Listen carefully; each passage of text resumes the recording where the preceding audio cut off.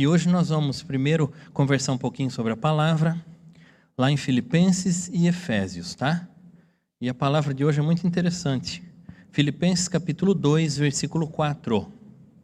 Enquanto você abre, Filipenses 2, 4. Está escrito assim, deixa eu pegar o enxergador. Na palavra está assim: não atente cada um para o que é propriamente seu, mas cada qual também para o que é dos outros. Vou ler de novo. Filipenses capítulo 2, versículo 4. Não atente cada um para o que é propriamente seu, mas cada qual também para o que é dos outros. A primeira vez que eu li essa palavra eu achei muito interessante. Espera aí, a Bíblia está falando que a gente pode cuidar da vida dos outros? Prato cheio para quem gosta de cuidar da vida dos outros.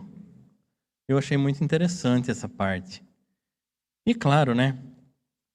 Você começa a pensar em coisas diferentes. Mas o que a palavra está falando é assim: não seja egoísta pensando só em você e nas suas coisas. Não é que você vai cuidar da vida do outro. Chegou que hora, saiu que hora, está indo para onde, com quem, como, quando, por quê, fazendo o quê. Não é isso que a palavra está falando. Nunca foi nem vai ser. O que ele está falando aqui, não cuida só do que é seu. Não cuida só do seu interesse, da sua vida, do seu problema. Eu falo sempre que crente não tem problema, tem muito trabalho a fazer. Problema o Senhor Jesus já resolveu. Todos eles já resolveu na cruz. Mas o que a palavra em Filipenses 2 nos ensina é assim: você se preocupa também com o que é dos outros. Se preocupar se ele está sofrendo, se ele está chorando, se ele está padecendo, precisando de alguma coisa. Você se preocupar com a pessoa, se ela está saudável. Essa é a preocupação. Não é para cuidar da vida do outro, é para cuidar do outro. Por quê? O Senhor Jesus, quando veio, ele se preocupou tanto com o outro, com o próximo, que ele entregou a própria vida. Morreu. Ele entregou a própria vida para cuidar do outro. Não precisava, eu falo sempre isso, não precisava, Senhor dos senhores, Reis dos reis, não precisava, mas fez. E nós, quando lemos essa palavra aqui, como eu iniciei fazendo uma pequena brincadeira, é a preocupação com o próximo.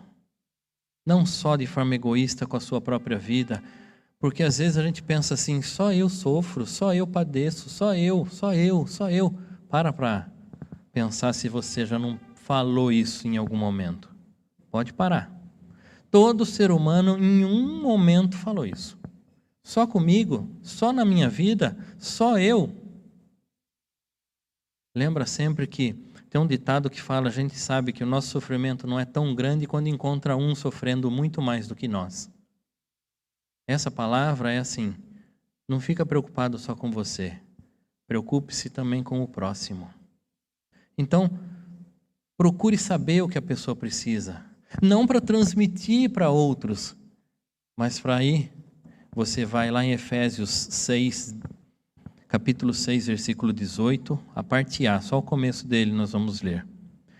Para você saber do que a pessoa precisa, os pedidos de oração aqui têm pedidos bastante particulares. Eu tenho por hábito não colocar algumas coisas, principalmente o que é muito particular. Deus sabe de tudo e nós apresentamos a pessoa e a situação como um geral, porque tem coisa muito particular. Quando você se preocupa com o próximo, também com o outro, em Efésios 6,18, só a parte A, o começo, fala assim, ó, orando em todo o tempo, com toda oração e súplica no Espírito. Sabe o que é isso? Você vai saber do próximo para poder apresentar em oração, para colocar em oração. Oração é a conversa com Deus, uma conversa com o Pai. Você não precisa ter uma oração decorada. Não, nem pode, nem funciona, porque cada momento é um, cada dia é um, cada situação é uma. Não tem como você fazer sempre a mesma. Mas tem o Pai Nosso. É um modelo de oração. Depois a gente conversa sobre isso também. Como a gente vai fazer os cultos de oração, é oração a base, mas vamos lá. Pensa no próximo. Como fala o mandamento? Amar ao próximo como a você mesmo. Então você vai se preocupar com o próximo como se preocupa com você. E isso é uma coisa tão maravilhosa e tão grande que o mundo ia ser muito melhor. Se todo mundo se preocupasse com o próximo, não com a vida do próximo, mas com o próximo, a pessoa. Todo mundo ia cuidar um do outro, com o amor que Cristo nos ensinou. Vamos orar para isso acontecer? Quando nós falamos em oração, é uma conversa com Deus. Do jeitinho que você fala, com a palavra que você fala, com o vocabulário que você tem. Eu tenho que colocar uma situação. Eu tenho um conhecido,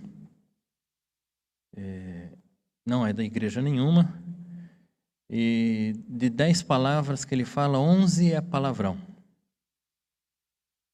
É o jeito que ele fala. É o jeito que ele fala.